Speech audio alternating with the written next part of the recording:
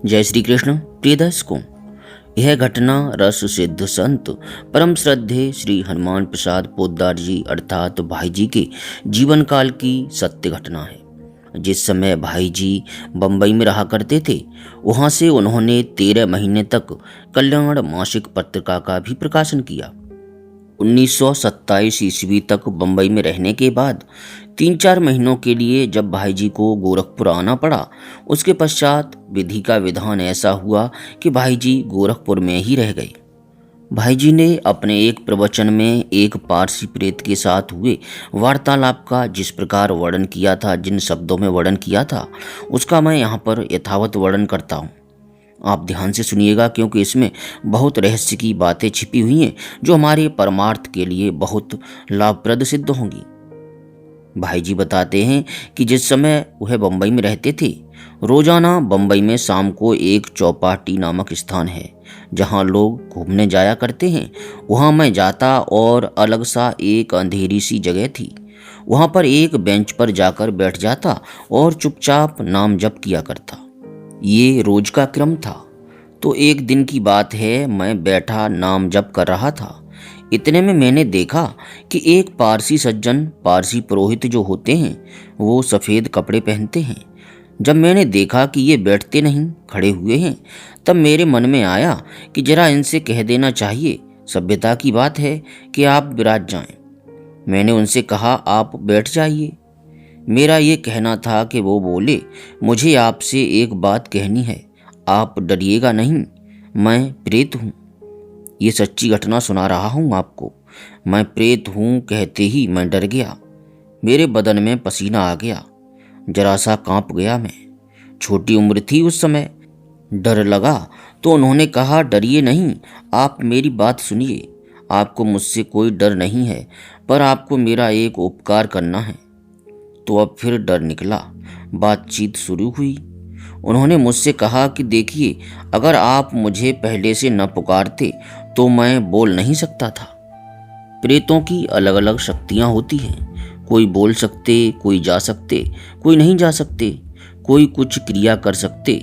जैसे यहाँ पर विभिन्न प्रकार की शक्तियां होती हैं, ऐसे ही प्रेत लोक में भी होती हैं। उन्होंने कहा, मैं खड़ा रहता, कोई मुझे पहले से बुला ले तब मैं बोल सकता हूँ, नहीं तो बोल नहीं सकता। बड़ा अच्छा किया, बड़ा उपकार किया आपने। मैं प्रेत हूँ, बड़े आश्चर्य की सुनेंगे आप, और मेरी दुर्गति है। आप मेरा गया श्राद्ध करवा दें। पारसी कहता है, गया श्राद्ध करवा दें। अब तो फिर मेरी उनसे बातें होने लगीं। मैंने उनसे कई प्रश्न किए, उनका उन्होंने उत्तर दिया।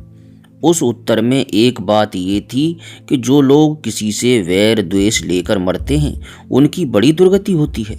उतनी दुर्गति कामी क्रोधी की भी नहीं होती, और भी बहुत सी बातें हैं। उनका नाम पता पूछा। बांदड़ा एक वहाँ सबर्ब है, अर्थात एक उपनगर जो होता है, छोटा सा गांव। वहाँ बाहर गांव है बम्बई के पास। वहाँ का उन्होंने नाम पता बताया। ठीक नाम पता मिल गया। ढूंढने पर पता मिल गया, 6 महीने पहले उनकी मृत्यु हुई थी, शरीर छूटा था। ये बात ज्ञात हो गई। अब मैंने कहा, अच्छी बात है, मैं आपका गया श्राद्ध करवाता हूँ। गया में पिंड दिलवाने की बात हुई थी। मेरे पास हरिराम नाम के ब्राह्मण रहते थे। मैंने उनको भेजा और वहाँ पिंडदान हुआ। पिंडदान जिस दिन हुआ, उस दिन हरिराम जी तो लौटकर नहीं आए थे। मैं रोजाना जाता ही था। उस दिन के बाद वे पारसी सज्जन दिखाई नहीं दिए। जिस दिन पिंडदान हुआ, उस दिन फिर दिखाई दिए। मैंने कहा, क्यों, फिर कैसे? वे बोले, मैं तो आपके सामने अपनी कृतज्ञता प्रकट करने आया हूँ। मुझको जो विपत्ति थी वो दूर हो गई। अब मैं जा रहा हूँ किसी बहुत अच्छे स्थान में, और आपका धन्यवाद करने आया हूँ। मेरा पिंड आज लग गया।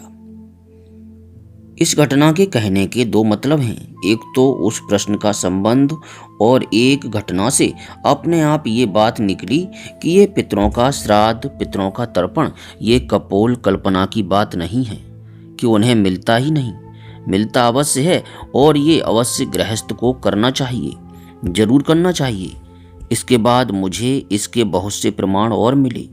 लेकिन उस दिन से मेरी ये धारणा हो गई कि श्राद्ध तर्पण बहुत जरूरी है, इसे अवश्य करना चाहिए, किसी के भी बहकावे में नहीं आना चाहिए। ये ऋषि मुनियों का देखा हुआ है, उनके अनुभव किया हुआ है। इस लोक में करने पर वहाँ कैसे मिलता है? प्रश्न करते हैं लोग कि अगर वो मुक्त हो गया तो फिर उसको कैसे मिलेगा? अरे भाई, सीधी बात है, हम कहीं मनी ऑर्डर किसी के नाम भेजें और वो न मिले तो वापस अपने पास आ जाता है। पाप कर्म तो है नहीं, पुण्य कर्म है। पुण्य कर्म है, अगर उनको नहीं मिलेगा तो हमारा पुण्य हमारे पास रह जाएगा, कोई बुरी बात तो हुई नहीं। यदि वो कहीं हैं, बोले कहीं स्थूल योनि में जन्म हो गया तो उनको कैसे मिलेगा?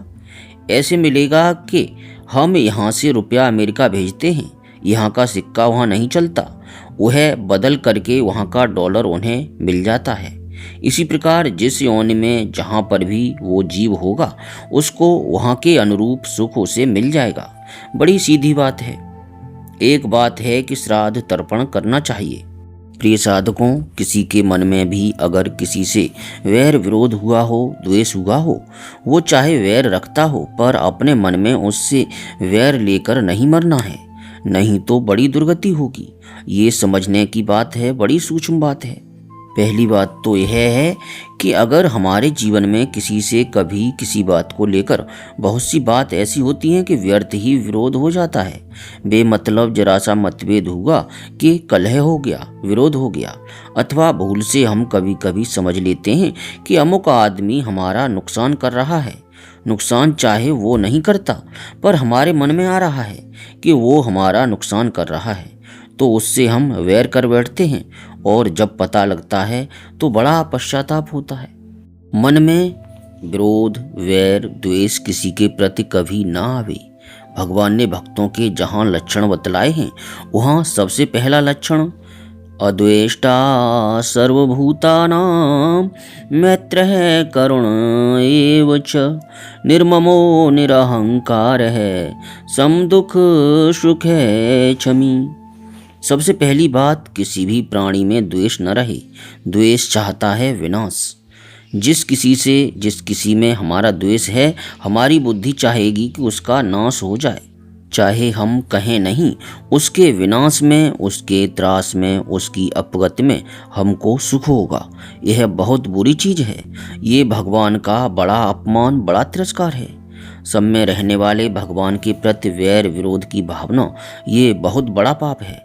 इसलिए जिस किसी के जीवन में कभी किसी से विरोध हो गया, मैं तो प्रार्थना करता हूँ कि वो मेरी बात माने, शास्त्र की माने, कि उससे लोग क्षमा मांग लें, अपने मन से वैर को निकाल दें। अभिमान रखकर क्षमा न मांगने वाला हमेशा नीचा है और अभिमान छोड़कर क्षमा मांगने वाला वास्तव में ऊंचा है। कोई इसमें पाप नहीं, कोई बुराई नहीं। अपने द्वारा कभी भूल हुई हो उसे स्वीकार करने में क्या लज्जा है। प्रिय साधकों, इस वीडियो को अधिक से अधिक शेयर करें जिससे दूसरे साधकों को भी इसका लाभ प्राप्त हो सके।